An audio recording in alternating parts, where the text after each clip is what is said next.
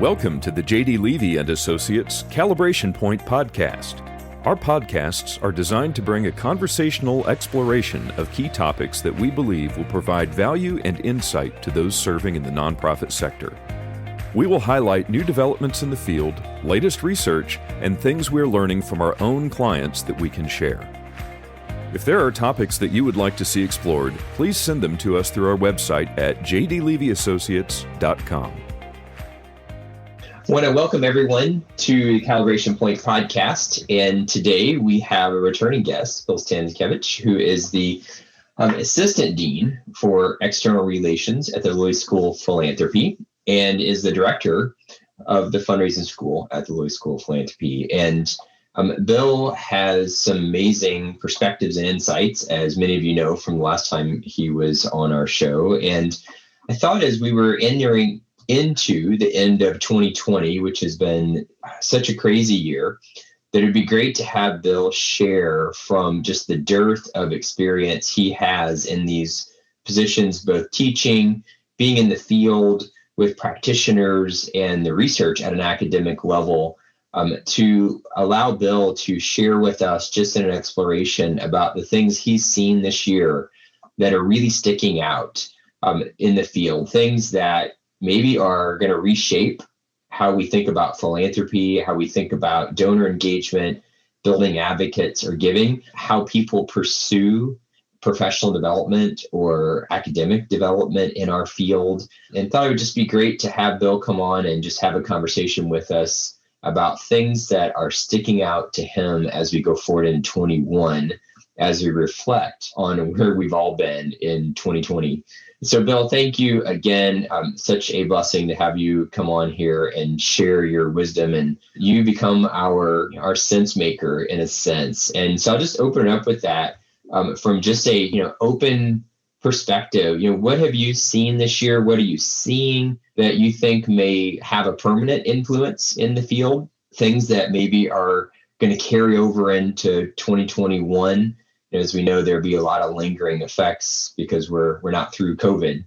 And 21 will probably be as adaptive as 2020. So, Bill, I'll turn it over to you maybe to tee off on a couple of things that you want to share with us.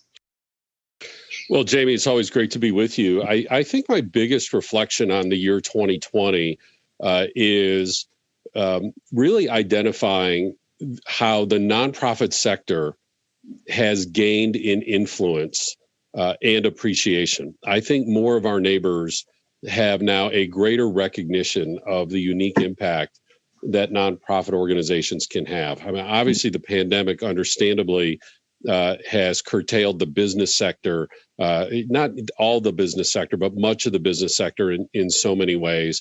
And of course, with the continual acrimony that we see in the government sector and the continued gridlock that we see in the government sector, I think more than ever before, our neighbors are turning to the nonprofit sector, whether it be for donations for those of us who still are employed and have stable incomes. We see significant charitable giving still occurring.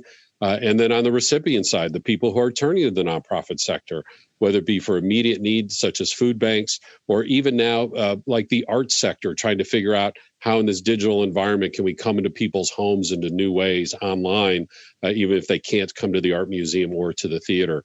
This has been something to celebrate during 2020 as the nonprofit sector's influence and importance has increased.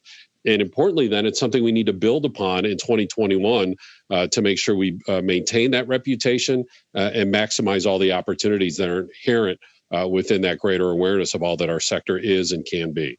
That's a really great perspective that, this time period, and we see that throughout history, right? Especially the Great Recession and just the highlighting of the nonprofit sector. And one of the things that, as you know, we talk about so commonly at the School of Philanthropy is the nonprofit sector being the glue in society and with all three sectors, and seeing the nonprofit sector be able to shine its light and lead with a sense of confidence and how we engage. One thing I would be curious, Bill, from your perspective, we have seen a lot just across all of our clients, those that I teach, and with our clients and get to just be with. And learn from them is that, and especially the donor interviews and surveys that we're doing on a regular basis, is that the desire for information from donors regarding the organizations that they care about has so greatly increased this year. And one of the, paraphrase a lot of kind of feedback we get from donors, and it kind of goes like this, and donors just sharing with us that when they receive something from, this organization that they care about, they don't have to question the agenda. They just know that they're out trying to change lives and that they're a part of that. And they find that so refreshing in this time for them. Do you see that across the field, just in your experience, a change in how donors want to connect, a desire for connection, kind of in this field of somewhat toxic messaging, and the nonprofit sector being able to be that place of hope and light? What are you seeing with that? Well, philanthropy ultimately is a message of hope, that we have the audacity to believe that we can make the world a better place. And awesome. With all that we see in the media about the very understandable malaise and higher levels of stress, and just, the excruciating pain that so many people and families go through, let alone it could be the death of a loved one from COVID. It could be job loss and economic displacement. And it could be just, even if you are healthy and you are employed, this feeling of just being trapped, in your home, right. And just feeling that there just aren't the options. And then along comes the fundraiser, along comes the nonprofit and says, hey, in the midst of all this, we're shining a light. In the midst of all this, we're trying to step in to the gulf that has been created here. And really try to bring improvement in these times of challenge. And so, again, we're bringing donors a message of hope. We know that donors are responding. I'm persuaded strongly by Rick Dunham of the Giving Institute, who doesn't guarantee but predicts that when all is said and done, charitable giving in 2020 likely will match or come very close to what we saw in 2019. And 2019 was the second best year ever, even after adjusting for inflation. So, for folks who are employed, who do have those stable incomes, we are seeing charitable response. The research shows that our best fundraising opportunity during times of economic downturn are with our current donors. The biggest challenge is finding new donors during this time. But if we've built those trusting relationships, our donors do want to hear from us. And so, again, that calls to attention the greater emphasis we need to have on stewardship. And of course, stewardship means staying in touch with our donors in many different ways that don't always involve asking for another gift. And that is more true than ever before as we bring these donors these messages of hope amidst all the challenges that COVID and other challenges of 2020 have surfaced. It's a really good aspect to kind of hang on to for a second. One, great hearing the perspective on 2020 being one of the strongest giving years on record, and the hope and anticipation from lots of things I'm seeing, as well as, our research on 21 being really strong as well. And, the idea that the people who are generous today will be generous tomorrow seems to be so often lost in some organizations and some professionals in the field. But your point is right on. The research that is out there shows us that the giving pool is getting smaller on an annual basis, but those who are giving at higher levels. And this year has been about engagement and hope. I love your comment about philanthropy is about hope. It is hope. People grab onto that and see that, I can be a part of creating something hopeful. And my engagement, whether it's giving, whether it's being an advocate or a volunteer, finds a place for me to realize that value within society in some way around the things that I care, whether that's cats or dogs or people or land, whatever that might be, and whatever my value focus is and my cause. So it's interesting to hear you kind of put that perspective of, we need to really understand the people who are on our boat today.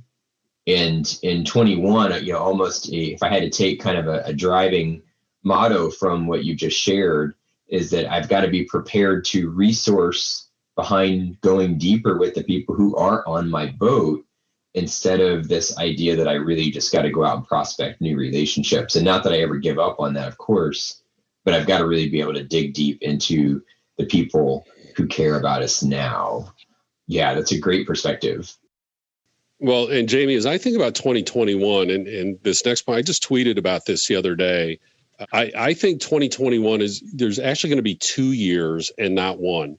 First of all, I'll take a step back that our school's research shows that while every economic downturn is different and distinct, every time an economic downturn ends, charitable giving goes up and goes up significantly in the next 1 to 3 years. After the Great Recession, charitable giving went up dramatically. In fact, we had the 6 best years of charitable giving ever in the 6 years leading up to the pandemic. And that was all coming out of the Great Recession. And so there seems to be, just like there is going to be this latent desire to spend, when recessions end and economic downturns end, there's also this latent desire to donate and to give. That people were holding on to. And so I'm entering 2021 thinking we're going to have 2 different years. First of all, the first 6 months, while people who want to get vaccinated are getting vaccinated. We're hearing from the national leaders that probably by about June or July, at least in the United States, anybody who wants the vaccine is going to be able to have the vaccine. So then what does that mean for the second half of 2021? Are donors going to be more willing to go to special events? Are donors going to be more willing to meet with us in person, even if we still are being advised to have masks and keep some social distancing and so on and so forth? How long is that culture going to change? I think when we think about it, we're going to need this hybrid mentality. There are going to be some donors, quite frankly, who are going to say, you know what? I will now always take my one-on-one meeting with the fundraiser over Zoom. It's just a lot easier with my workday, with my family responsibilities. That's going to be fine. There are others who are going to be, man, I just cannot wait to get back to that coffee shop and be meeting with the fundraiser from the nonprofit that I care about. Same thing with online events. There are going to be some people say, I can't wait to get back to the dinner, the gala, the golf event, and so forth. And others are going to say, you know what, because of the age of my kids and my job responsibilities, participating in the special event online from my home is going to be just fine. And so as fundraisers, I think we need to prepare for 2 years instead of 1. I think the second half of 2021 could look different than the first half of 2021 in terms of the methods of relationship that our donors are going to be open to.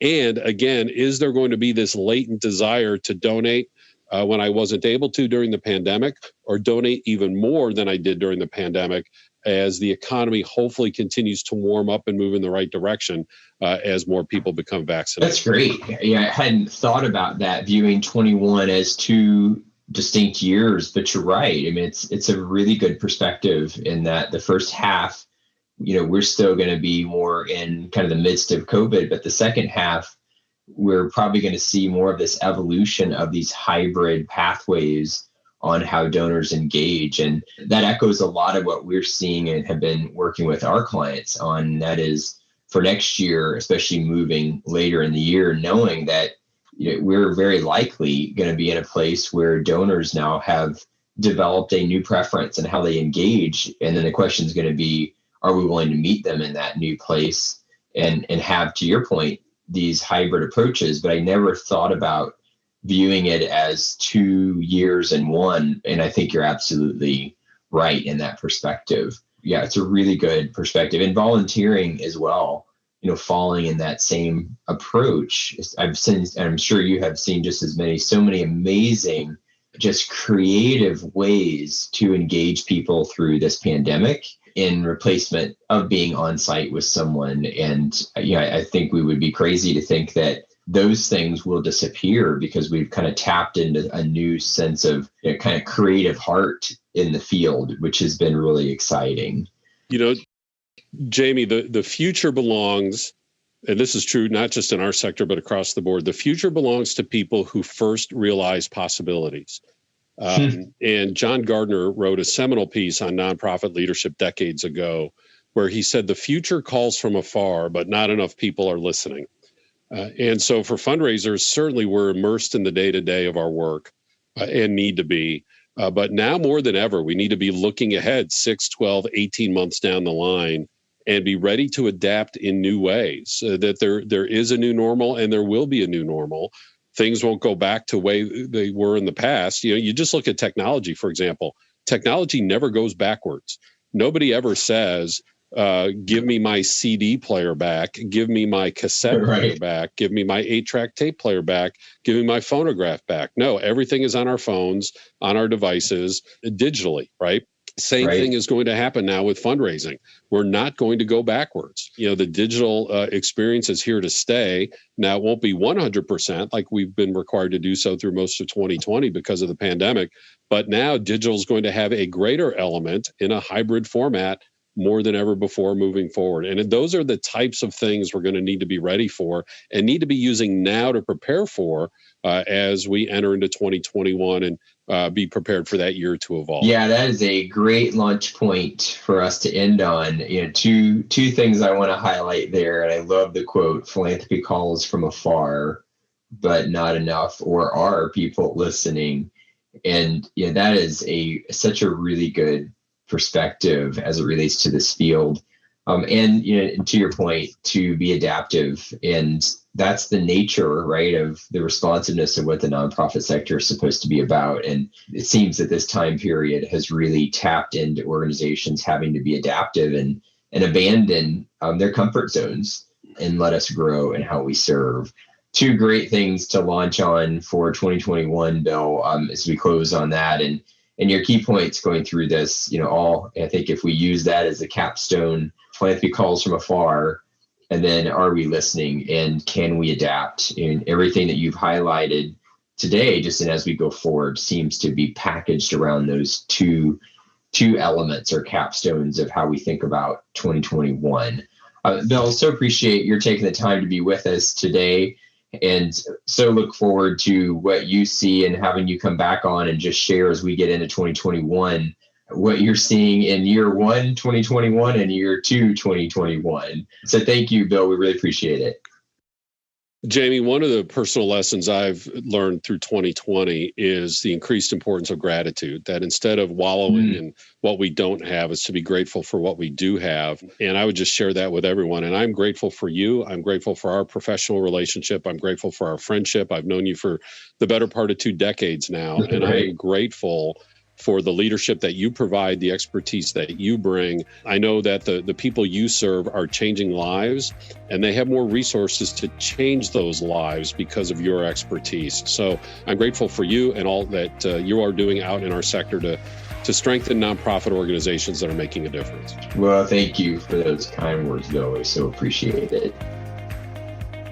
Thanks for listening to the J.D. Levy & Associates Calibration Point Podcast.